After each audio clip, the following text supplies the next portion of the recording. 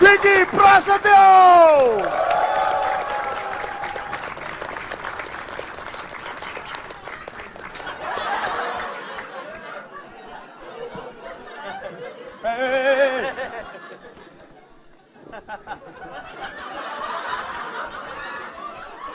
Bang, jambu airnya yang merah ya.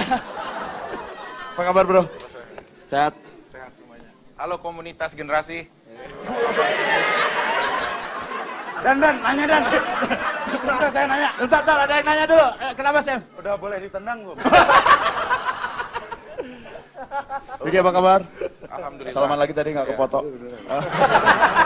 Lagi sibuk apa bro? Lagi ya mengikari sirkulasi bumi aja yang beredar di daerah. Gua sayang banget dulu nggak belajar bahasa Indonesia yang benar.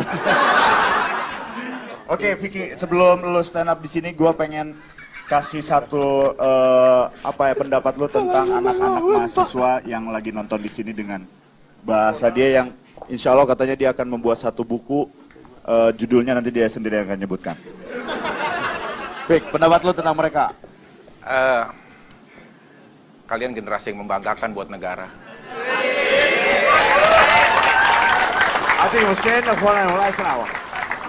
Satu hal, jangan pernah takut bermimpi. Kita bebas berbahasa dan berbicara apapun karena kita ada di tanah merdeka, bukan sedang ada di atas tanah yang terjajah. Selamat. Terakhir? Dan kata-kata terakhir, Taruh dengerin dulu. hianatilah pasanganmu. Wih, hianati pasanganmu. Yang jomblo gimana? Oke, kita akan lihat ini dia, Vicky Prasetyo. Oke, bisa bantu semuanya kita berdoa untuk Tuhan kita, salam akidah.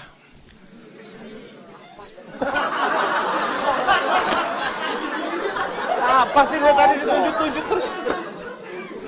Ini kan thanks to my God.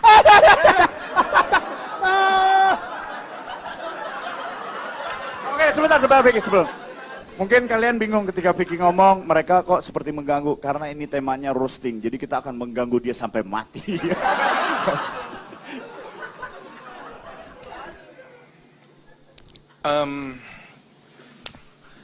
Sebelum kita melakukan pemberian sebuah pemanfaatan dalam pendidikan, bisa membantu saya untuk menghentakkan 3 kali ke bumi secara bersama, ya. Jadi, oke ya. 1, 2.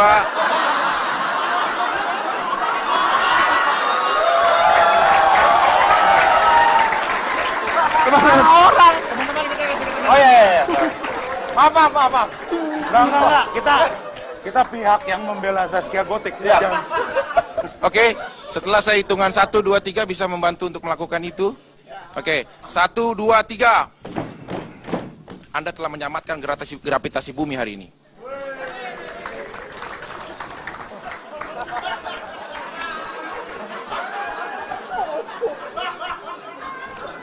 Nggak ngerti gua. Terkadang ini hal yang sepele, tapi justru ini sangat berarti gitu. Karena perlu kalian ketahui, gravitasi bumi terjadi setiap hari, khususnya pada jam makan siang. Iya, karena anarkis terjadi di saat perut dalam kondisi keadaan lapar. Maka saat itu bumi mulai berputar. Anda harus paham ini pelajaran yang penting dalam pendidikan dan sekaligus masa depan Anda. Pertama.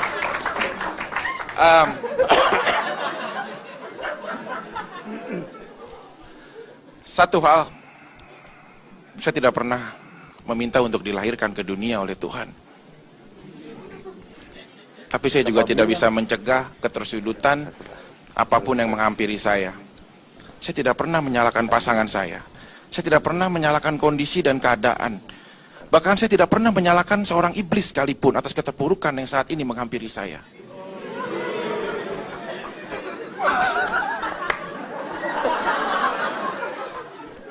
Tapi saya lebih menyalahkan diri saya, jiwa saya, yang menjadikan hawa nafsu sebagai penguasa hati dan pengendali pikiran saya.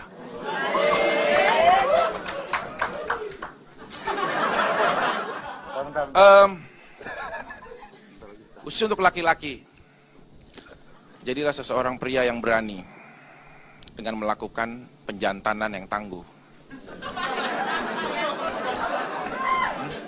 Iya, sejarah hidup saya yang tidak bisa saya cegah adalah sampai saat ini usia saya pada April nanti genap 31 tahun, saya sudah diberikan pasangan sebanyak 632 wanita.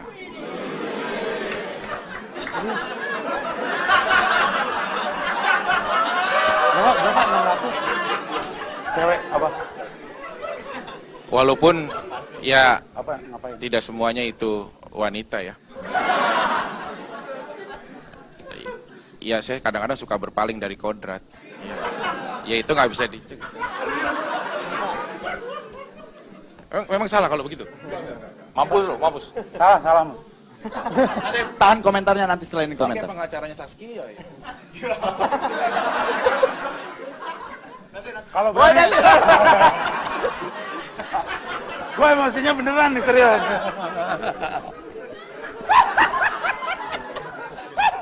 Kalian harus paham. Nanti off-air aja kalau berani sama gue.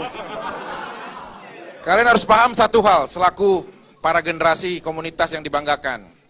Undang-Undang Nomor 9 Tahun 1998, segala macam kebebasan menyampaikan aspirasi secara serentak di muka umum. Jadi kalian harus berani untuk berbahasa, berkata, ataupun apapun bentuknya itu. Dan perlu saya kecewakan adalah Sana kok yang... Woi, orang di sana. Liatin gue. setelah saya berjalan di tengah kemacetan dan himpiknya hidrolik dunia, Apaan sih?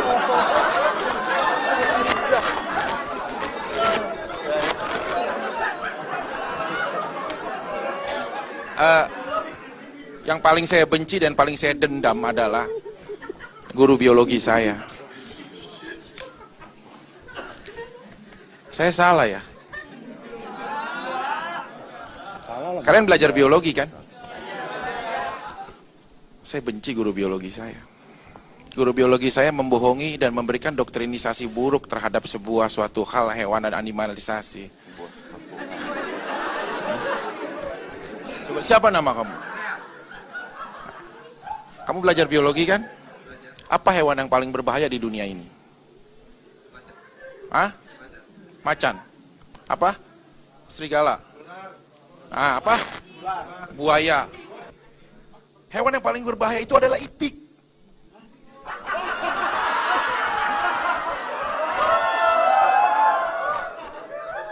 Karena kenapa? Itik yang mengantarkan saya ke penjara.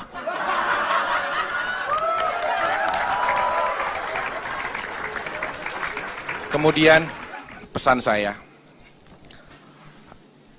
tidak bisa mencegah suatu hal yang saya tidak ingin, tapi Tuhan tetap harus memaksa saya. Akhirnya tunangan tragedi berdarah pada 1 September 2013 mengantarkan saya kepada teralis benci atau penjara. Di situ berat saya. Sedih yang berlawanan arus, sulit untuk dibendung. Tapi secara Pegasus tidak mampu dicegah.